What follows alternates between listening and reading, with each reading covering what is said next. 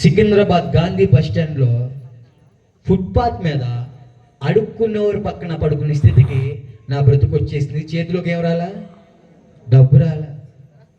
ఏమంటారు? దురాశ దొక్కానికి వేసేటనే సామెతను చూసారా? ఆ రోజు జరుగుతుందన్నమాట నిజంగానే. మన లేఖనాల ప్రకారంగా చూసుకుంటే ధనాపేక్ష సమస్త కీడులకు మూలము.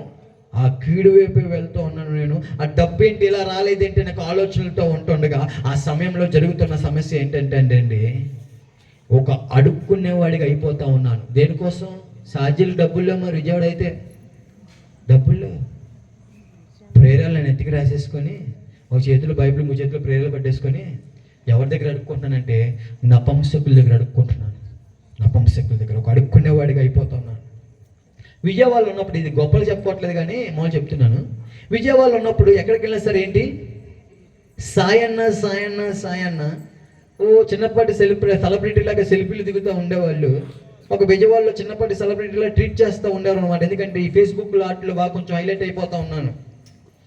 కానీ ఒక రోజు ఏమైంది, అడుక్కున్నవారి పక్కన పడుకునే స్థితికి వెళ్ళిపోతుంది.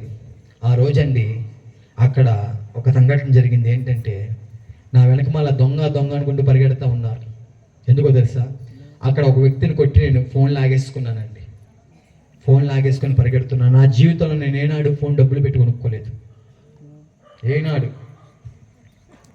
ఇప్పుడు వాడుతున్న ఫోన్ ఏంటంటే మా స్నేహితుడు గిఫ్ట్ ఇచ్చారనమాట.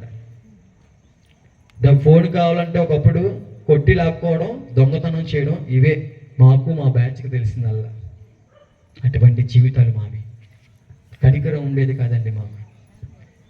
వారం పనులు చేసుకునే వాళ్ళు ఉంటారే, వాళ్ళు తాగేసి కష్టపడిపోయి తాగేసి ఆ బార్ల దగ్గర పడిపోతే వాళ్ళ దగ్గర లాగేసుకోవడం, ఆ వారం కష్టపడిన డబ్బులన్నీ. ఆ విధంగా బ్రతుకులు. ఆ రోజు నా వెనకమాల దొంగని పరిగెడుతుంటే ఎప్పుడైనా వెళ్ళి చూడండి, Secunderabad Gandhi bus stand Vijayawada platform ఎదురుగా చూస్తే పెద్ద మూసీ నది ఉంటుంది చుట్టూరు.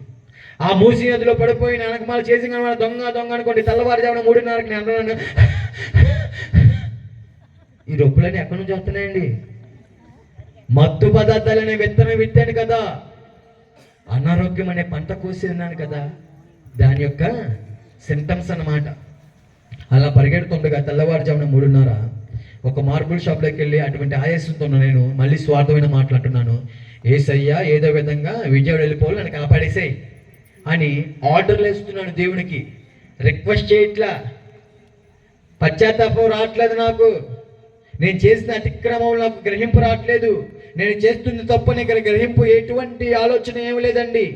ఆ రోజు ప్రేరలు నన్ను ఎత్తికి రాసేసుకొని ఒళ్ళంతా బట్టలు మంచిగా మాట్లాడుకొని ఇంకా అక్కడి నుంచి ఒక అడుక్కునేవాడిగా విజయవాడ ప్రాంతం వచ్చిన నేను నా స్నేహితులకు పంచుకున్నాను. నా ప్రాణ స్నేహితులు మరి కష్టమైన సుఖమైన ముందు ఆందోళనగా చెప్పుకునేది.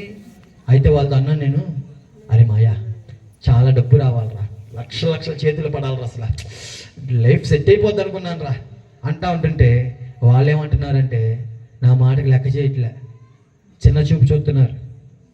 నాకు అర్థం కావట్లే. నేను ప్రాముఖ్యత ఎవరికి ఇచ్చేవాడిని? ఎక్కువ తల్లిదండ్రులకు కాదు, ఎవరికి? స్నేహితులకి ఇస్తున్నాను. వారు చిన్న మాట అన్నా సరే నాకు ఒక రకంగా అనిపిస్తూ ఉండేది అన్నమాట, బాధగా. వారు ఏం చేయట్లేదంటే లెక్క చేయట్లేదండి నన్ను. నాకు చాలా ఒక రకమైన భారం కలుగుతూ వచ్చింది. చిన్నప్పటి నుంచి నా తల్లిదండ్రుల కంటే వీరికి ఎక్కువ విలువనిచ్చాను కదా. నేను పుట్టినప్పటి నుంచి నా తల్లిదండ్రుల కంటే ఎవరికి ఎక్కువ సహవాసం చేస్తున్నాను, సమయం ఎక్కువ గడుపుతున్నాను, స్నేహితులతోనే కదా. వారేంటి తక్కువ చేస్తున్నారు అనే ఒక ఆలోచనలో ఉండగా ఈ సమయంలో చాలా డబ్బు రావాలి, డబ్బు అయితే రావాలా, ఏంట్రా ఎలా జరుగుతుందని తీవ్రమైన ఆలోచనలు ఒకదాని తర్వాత ఒకటి ఆలోచిస్తూ ఉంటుండగా ఈ క్రమంలో ఎవరితో అక్రమ సంబంధం పెట్టుకున్నానండి? పరాయవానికి ఒక భార్య కదా, అంటే పెళ్ళి అయిపోయిన ఆమెను ప్రేమిస్తున్నాను అన్నమాట నేను. ఎవరిని? పెళ్ళి అయిపోయిన ఆమెని. ఆమన్నారు, నువ్వు నాకు కరెక్ట్ కాదయ్యా అంటా ఉన్నారు.